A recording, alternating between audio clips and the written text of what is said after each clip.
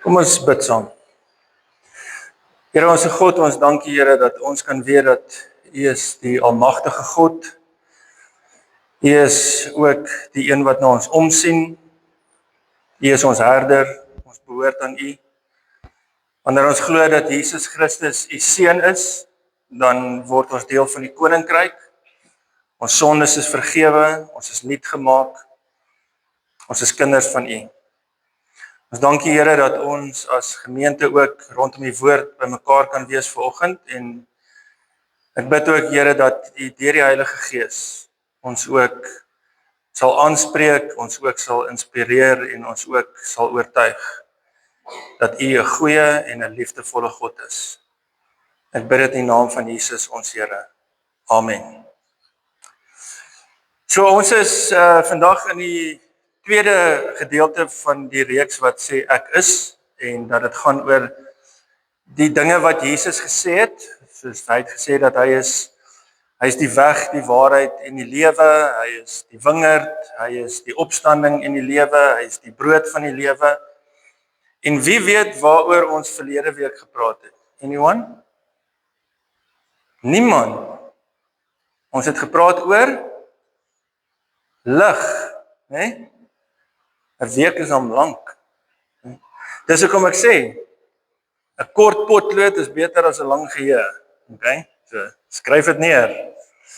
En ons het gesien dat Jesus sê dat hy is die lig vir die wêreld en dat hy met die vrou gepraat het en vir haar gesê het dat hy is nie net die lig vir die wêreld nie, hy is ook die lig vir haar wêreld.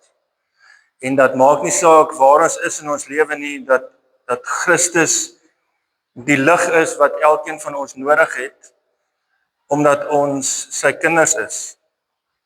En dat voordat ons nie besef hoe groot ons sonde is nie, sal ons ook nie besef dat ons 'n redder nodig het nie. En daardie redder is Jesus Christus. Dat ons hom sal vertrou, dat ons hom sal glo, dat ons sal weet dat hy vir ons omgee. En volgende is ons by die tweede gedeelte en dit gaan oor die feit dat Jesus sê dat hy is die goeie herder. So in Johannes hoofstuk 10 vers 11 dan sê hy ek is die goeie herder lê sy lewe af vir die skape. So ons is dankbaar dat God goed is en ons is dankbaar dat Christus goed is, dat hy sy lewe aflê vir die mense wat aan hom behoort. Dat ons sy skape is, dat hy ons herder is, dat hy vir ons omgee. So wat Christus eintlik impliseer hierso is dat daar is ander herders in hierdie wêreld waarna ons nie moet luister nie. So ons gaan later 'n bietjie praat oor daardie spesifiek, want in vers 10 sê hy 'n dief kom net om te steel en te slag en uit te roei en ek het gekom sodat julle die lewe kan hê en dit in oorvloed. En dit is nie 'n vers wat jy moet gebruik as jy nie in prosperity teologie glo nie, want hulle gebruik hierdie vers en sê dat God wil hê dat ons 'n lewe wil hê van oorvloed. So as jy nie genoeg het in jou lewe nie, as jy nie genoeg geld het nie, as jy nie genoeg gesondheid het nie, dan het dit niks met God te doen nie, dit het alles te doen met jou swak geloof. Hierdie vers beteken heeltemal iets anders.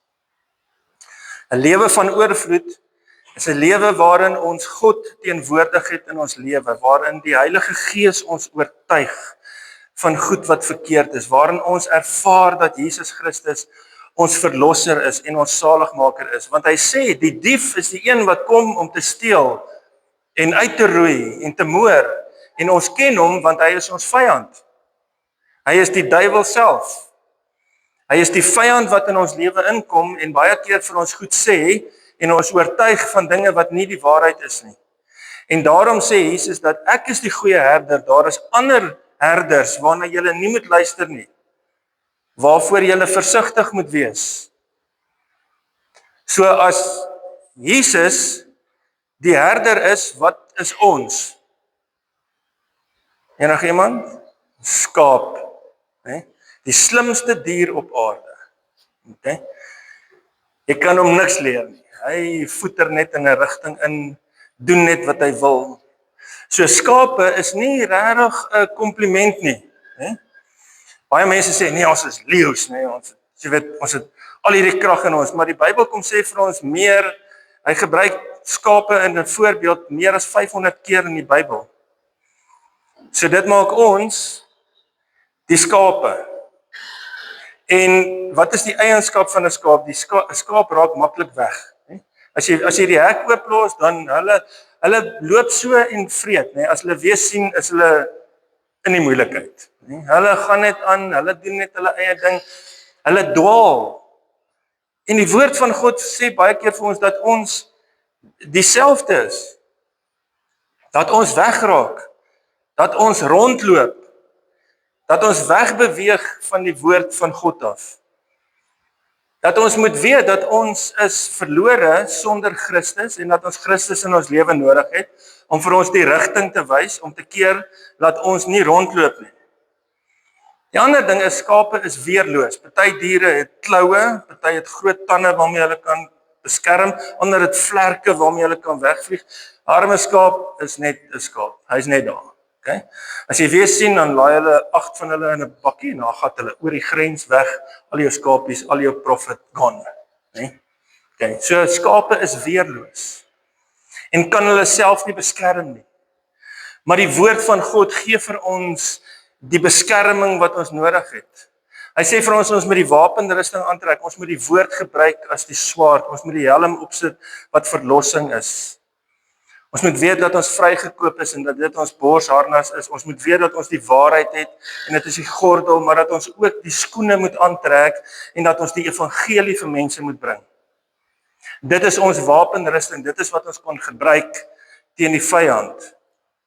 Om onsself ook bewus te maak van God se teenwoordigheid in ons lewens. Skape is hardkoppig. So moet nou nie tik aan die persoon langs jou nie, maar wie is die hardkoppige een in die huis? Hulle is gewoonlik die mense wat sê, ek is nie so nie, né? Maar as jy alleen is, dan weet jy is eintlik maar die moeilike ene. En ons is baie keer hardkoppig, want ons weet wat God vir ons sê, en ons weet wat hy vir ons lewe wil hê, en tog besluit ons maar eintlik net om ons eie pad te loop. As jy van bo af kyk, en jy kyk na 'n trop skape, en ons almal mooi, né? Hulle is so wit. Maar skape is maar eintlik bietjie vuil. Ja, as jy naby aan hulle kom, dan sien jy hulle is vuil. En ons is baie keer vuil van die sonde en die goed in ons lewe. En dat ons iemand nodig het om ons te kan skoonmaak. En dan kom Christus en hy sê, julle is die skape, ja, julle is hardkoppig, ja, julle is weerbarstig, ja, julle loop rond, ja, julle kan julleself baie keer nie beskerm nie, maar ek is die goeie herder. En daar is geen beter plek in die Bybel om te kyk na dit nie, en dit is in Psalm 23. Sekere Psalm wat baie van julle uit julle koppe kan opsê. Van dat God is my herder. Want Dawid skryf en sê hy, die Here is my herder, ek kom niks kort nie. So ons as skape het ons eie eienskappe, maar wat is dit wanneer ons sê dat God is ons herder? Wat beteken dit? Dis 'n baie mooi Psalm om te lees. Ons lees dit gewoonlik wanneer daar begrafnisse is of wanneer dit swaar gaan in ons lewe, dan lees ons hierdie Psalm, maar weet ons presies wat dit vir ons sê?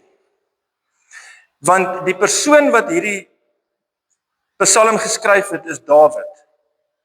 En Dawid is 'n magtige koning. God het hom gaan uithaal waar hy skape opgepas het, ironies genoeg. God het hom gaan haal daar en hy het hom koning gemaak. Hy het vir hom alles gegee wat hy nodig gehad het. Maar hierdie selfde Dawid is ook die persoon wat geweldige uitdagings in sy lewe ervaar het.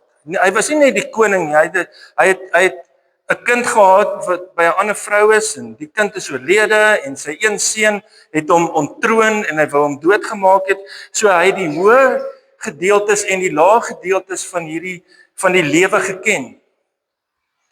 En hy skryf, die Here is my herder, die magtige koning wat die reus verslaan het, wat nasies oorwin het, wat gesing het en gedans het voor God. Hy is die een wat kom sê, die Here is my herder.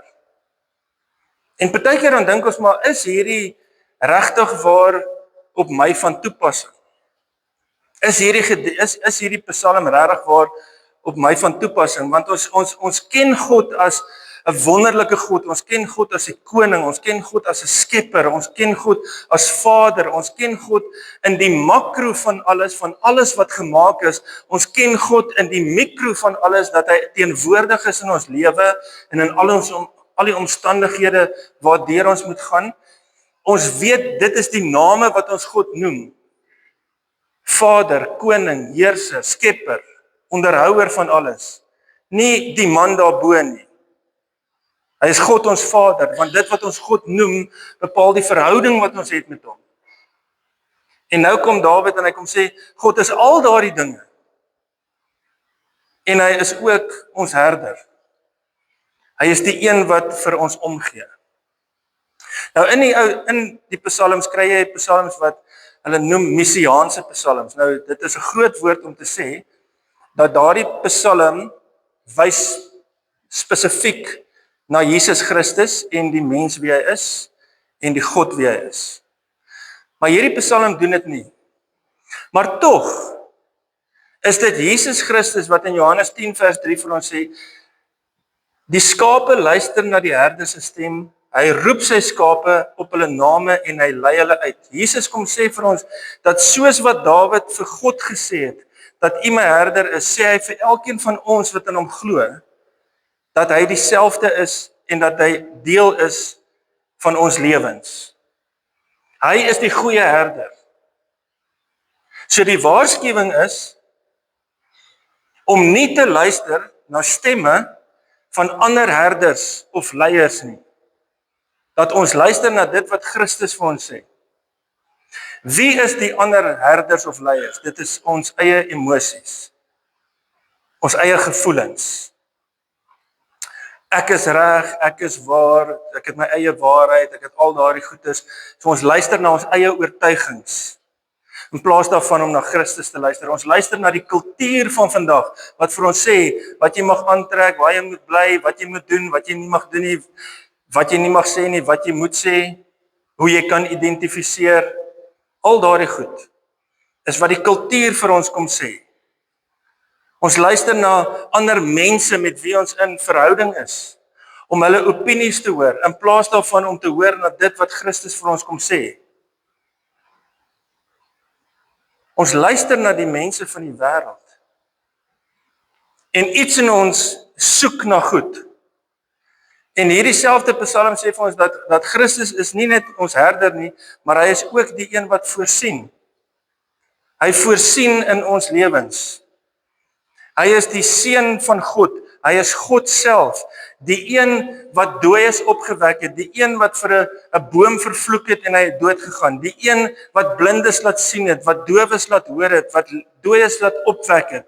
Hy is nie net die almagtige God nie, maar hy is die een wat voorsien in alles wat ons nodig het. In elke behoefte in ons lewe. Die goeie en die slegte. Die lekker en die kwaad. God is teenwoordig, Christus is teenwoordig in alles wat in ons lewens aangaan. En die wêreld en die herders daar buite is die rowers en die skelms wat kom steel en beroof en ons wil wegtrek van dit wat God vir ons sê. Want Christus sê in vers 8, hy sê, almal wat voor my gekom het is diewe en rowers, maar die skape het nie na hulle geluister nie. Hulle lieg vir ons. Maar Christus is met ons. Romeine 8 is 'n wonderlike gedeelte, waar hy sê dat daar is niks wat ons kan skei van die liefde van God nie. Dat God alles wat in ons lewe gebeur, die goeie en die slegte, die blydskap en die hartseer, dat God alles ten goeie laat meewerk, omdat hy ons liefhet. Omdat hy sy lewe vir ons gegee het. Dat hy voorsien in alles wat ons nodig het. Psalm 23 vers 2 sê, hy laat my rus in groen weivelde en hy bring my na waters waar daar vrede is. So as jy nou dink aan hierdie gedeelte, wat sien jy as jy nou jou oë toemaak? Wat sien jy van weivelde? Kyk, as dit nou na Vrydag se reën, jy hoor die gras groei. Dit is verskriklik.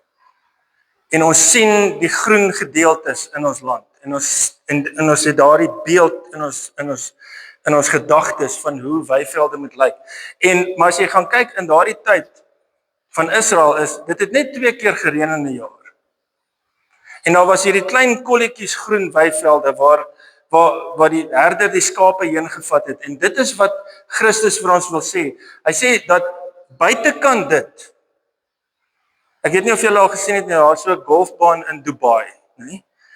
Is ongelooflik mooi. Maar die stroke gras lê so en langsaan is dit net sand. Maar daardie kolletjies is waar die herder die skape heen gevat het. Buitekant dit is alles wat droog is, alles wat dood is, alles waar daar geen lewe is. En wat Christus vir my en vir jou sê is dat wanneer ons sy kinders is, wanneer hy ons herder is, dan bring hy ons op 'n plek waar daar rus en vrede is. Waar daar oorvloed is. Want die tradisie in daardie tyd is dat 12 uur die middag, wanneer dit die warmste is, dan vat die herders, die skaapwagters, dan vat hulle al die skape na hierdie spesifieke plek toe. Dis groen gras daar, hulle kan daar eet, daar's water, hulle los hulle doen niks nie, tot so 3 uur die middag. Dan het hulle gaan toesluit. Maar in daai tyd is daar vrede en rus. Wie van julle het vrede en rus nodig? Ek het verseker.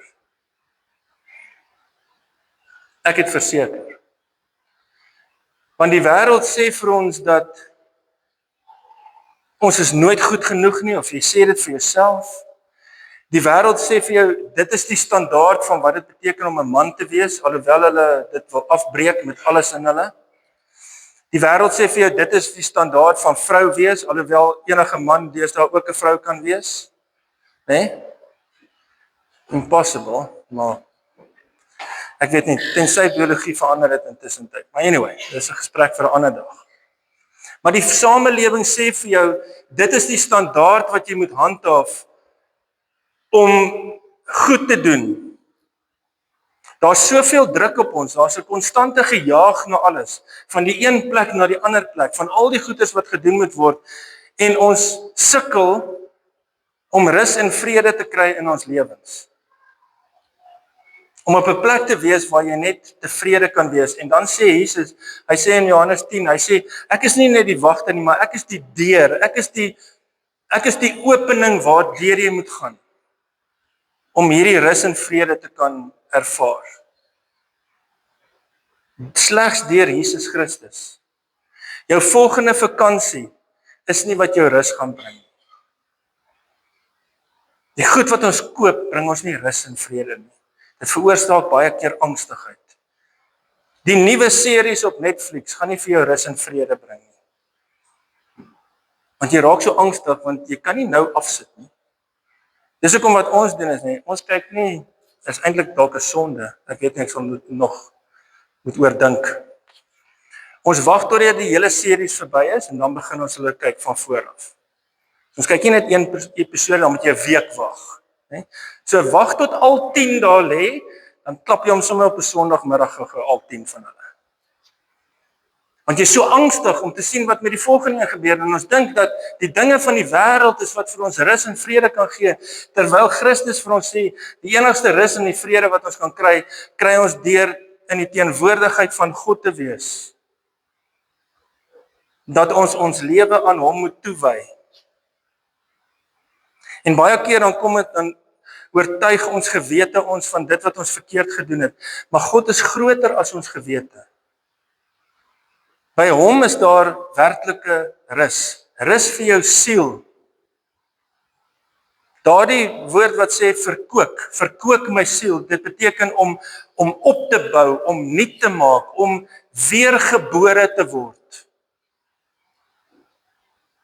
En dit is slegs nodig, en ons kan dit slegs kry wanneer ons God in ons lewe teenwoordig het. Hy gee vir ons rus, hy gee vir ons vrede, hy gee vir ons stilte in ons lewens, dat dit nie so oorweldig moet word met alles wat in ons lewens gebeur nie. Die tweede ding wat die Here doen is, hy lei. Psalm 23 vers 3 sê, hy gee vir ons nuwe krag, hy lei ons op die regte pad tot die eer van sy naam.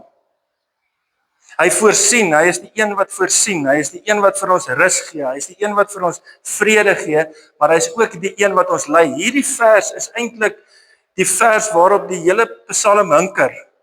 Want voor dit sien ons dat alles wat God vir ons gee, en dan sien ons hy lei ons, en dan sien ons daarna is alles wat daar's uitdagende omstandighede in ons lewe, en selfs daar is God ook teenwoordig in elkeen van ons se lewe.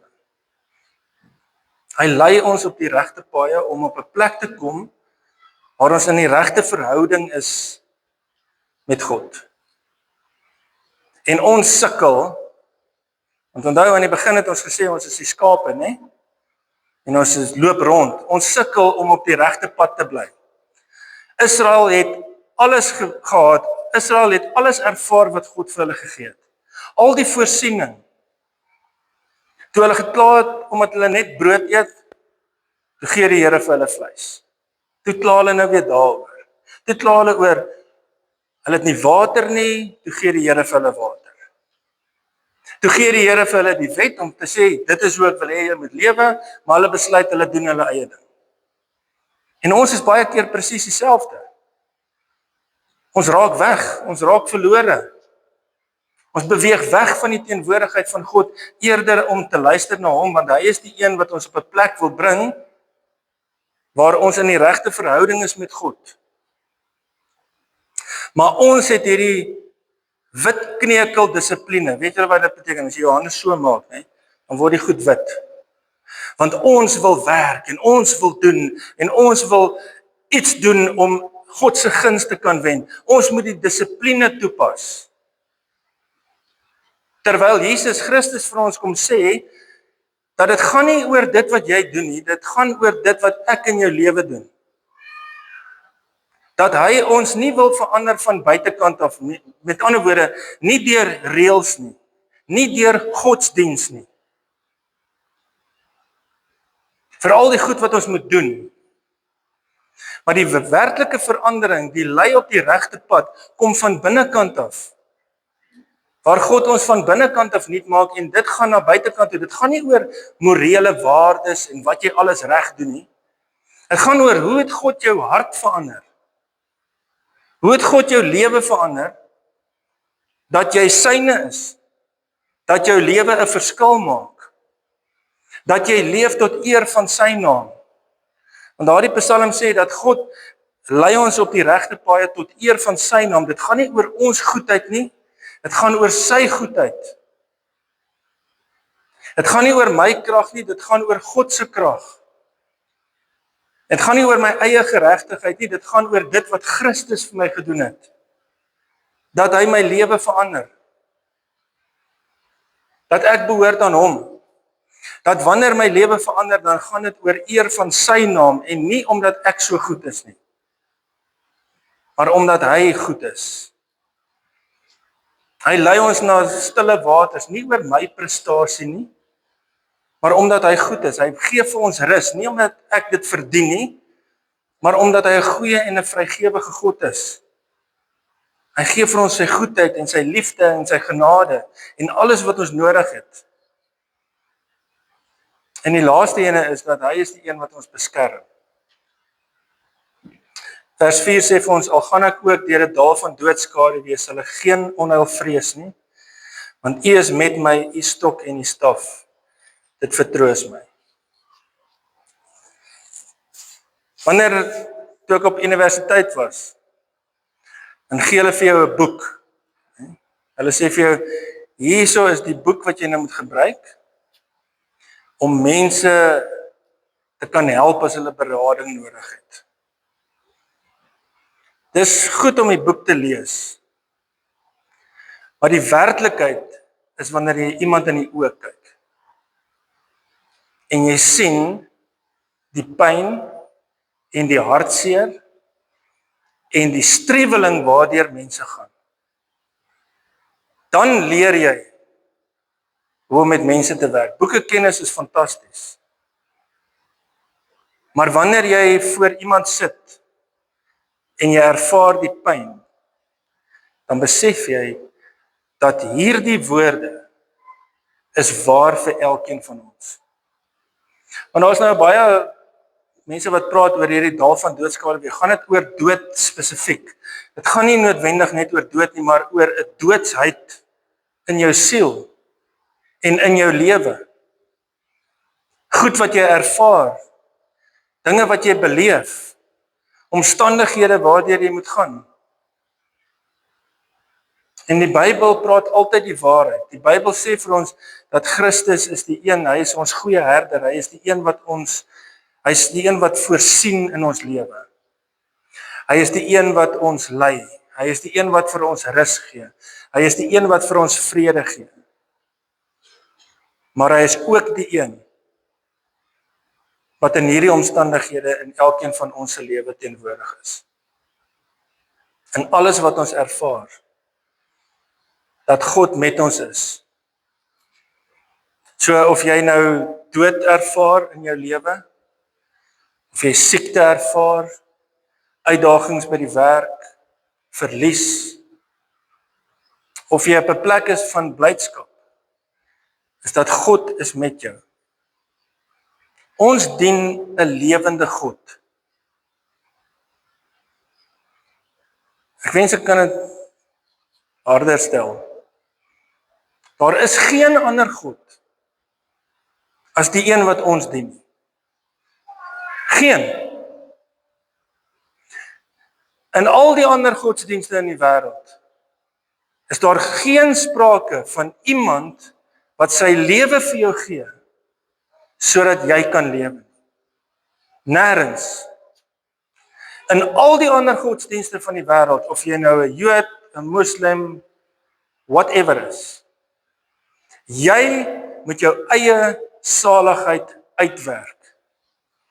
Jy moet die goed doen om in guns te wees by God.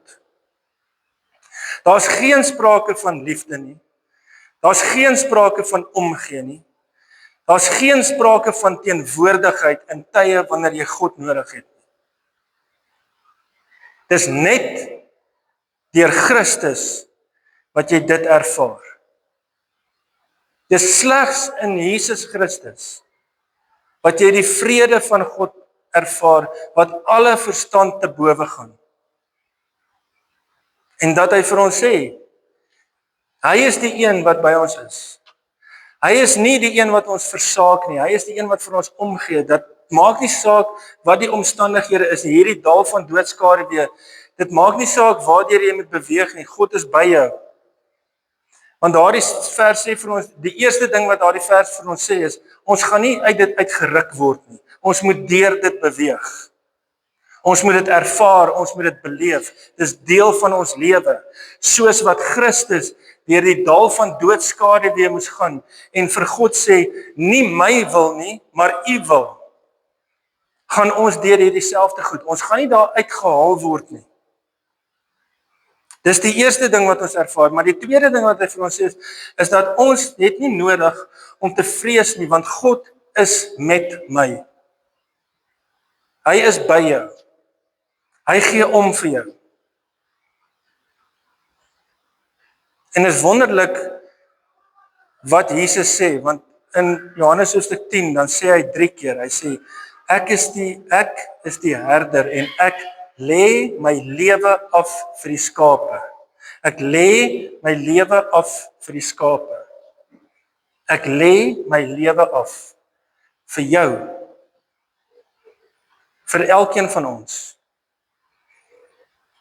Want wanneer die ander herders daar buite is, nee, wanneer die wolwe kom, wanneer die siekte kom en die verlies en al daardie goed kom, dan hardloop hulle weg. Want daar's 'n spreekwoord wat sê, jy weet, as jy lag, dan lag die wêreld saam met jou. As jy huil, huil jy alleen. En dis ongelukkig die waarheid.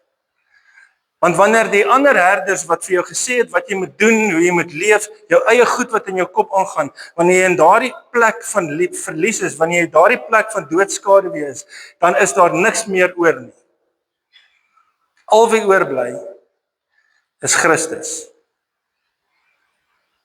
En Christus kom sê vanoggend vir ons, hy sê, daar's geen waarborg dat wanneer jy 'n kind van God word, dat daar nie slegte goed met jou gaan gebeur nie. Dat jy nie verlies gaan ervaar nie. Dat daar nie dood in jou familie gaan wees nie. Daar's geen waarborg van dit nie, maar wat hy vir jou wel waarborg is, hy sê vir jou dat ek is met jou. Ek is by jou. Ek help jou, ek beskerm jou, ek voorsien, ek lei, ek gee rus. Dit is wat hy vir ons beloof.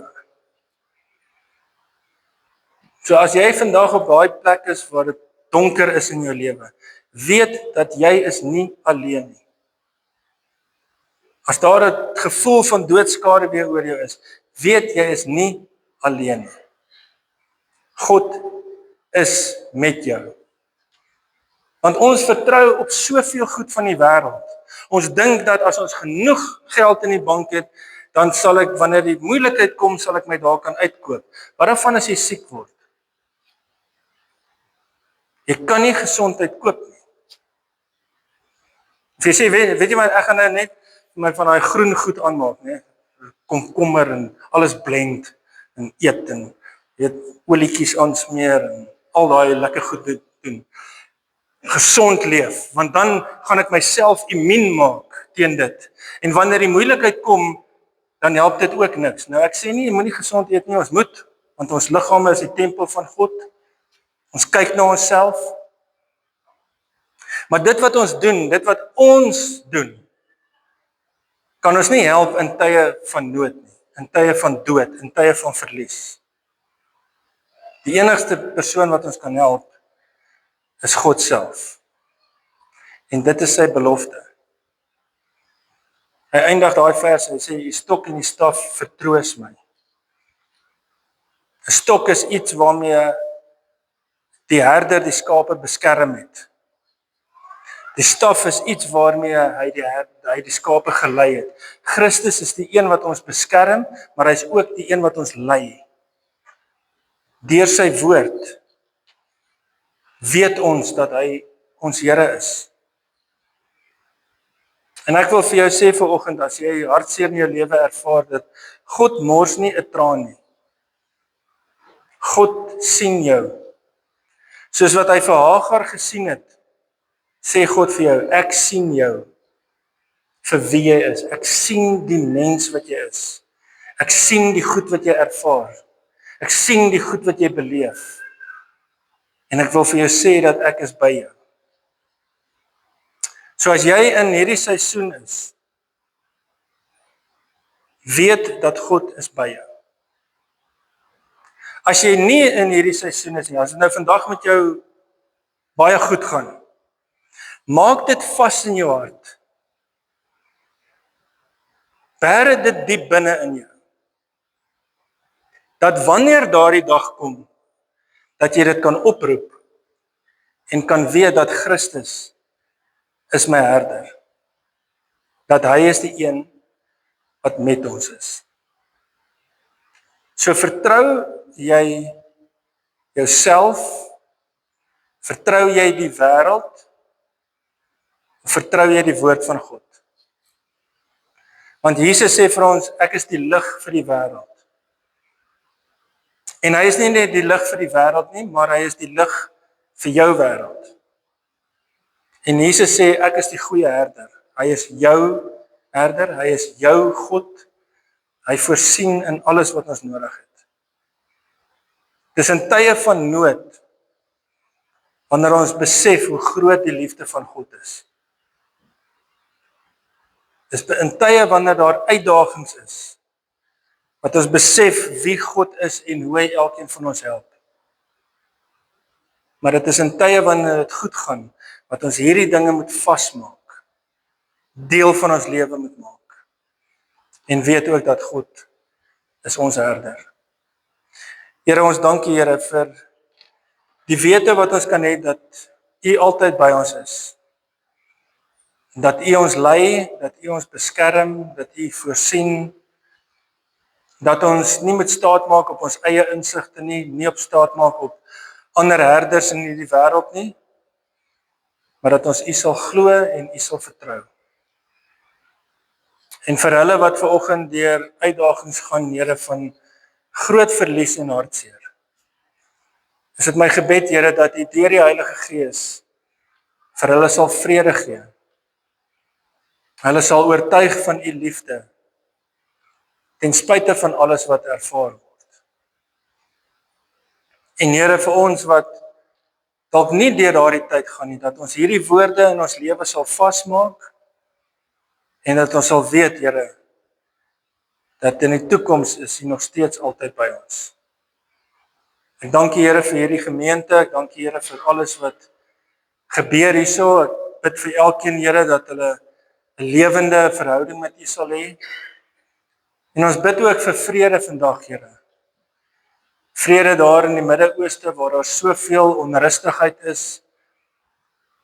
En oorlog, Here, is altyd 'n slegte ding. Ons bid, Here, dat U insig sal bring, dat U vrede sal bring, dat U mense sal beskerm, dat ons U sal glo en op U sal vertrou. Ek bid dit in die naam van Jesus, ons Here. Amen. Ons vra vir die diakens